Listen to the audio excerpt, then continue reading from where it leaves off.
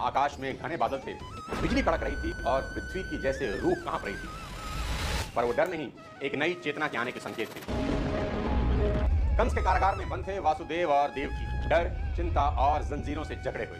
कंस अपनी बहन देवकी की कोख से जन्मे 6 बच्चों की निर्ममता से हत्या कर चुका था।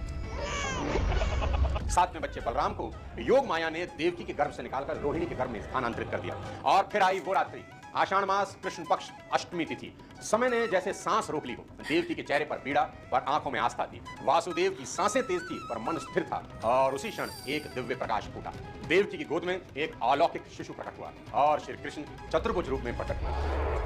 भगवान के 4 हाथ थे, जिनमें शंख, चक्र, गदा और कमल थे। यह रूप देवकी और वासुदेव को दर्शन देने के लिए था, ताकि वे जान सकें कि उनका पुत्र कोई साधारण बालक नहीं, बल्कि चतुर्भुज रूप में स्वयं भगवान विष्णु है।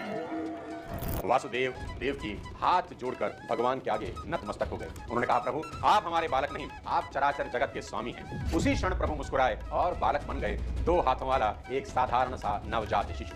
फिर क्या हुआ? पहरेदार सो गए, कारागार के सारे ताले खुल गए और वासुदेव चल पड़े उस नवजात बालक को लेकर नंद बाबा के घर गोकुल।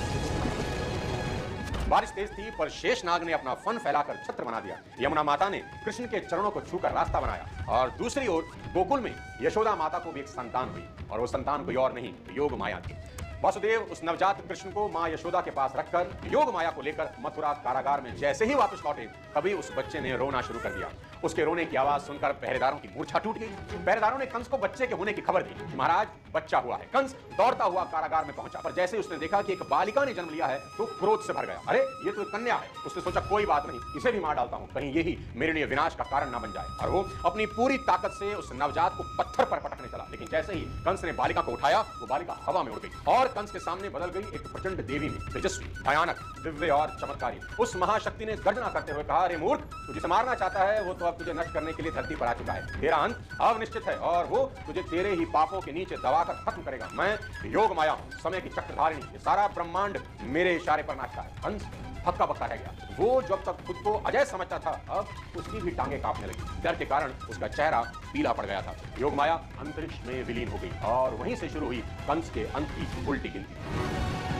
दोस्तों, उस रात एक साधारण बालक नहीं जन्मा था। उस रात धर्म ने खुद देह धारण करी थी और अंधकार ने पहली बार खुद को हारता हुए देखा था। कृष्ण का जेल की काल कोठरी में जन्म लेना यह बताता है कि शुरुआत कैसी भी हो, अंत महान हो सकता है। कृष्ण का जीवन कोई आम जीवन नहीं था। वो एक चलता फिरता विश्वविद्यालय था, जहां हर मोड़ पर एक शिक्षा है, हर प्रसंग में एक गहराई है। चाहे बचपन में पूतनावध हो या नवजात अवस्था में कालिया नाग को नाच नचाना, कृष्ण ये सिखाते हैं कि उम्र मायने नहीं रखती, साहस मायने रखता है। भगवान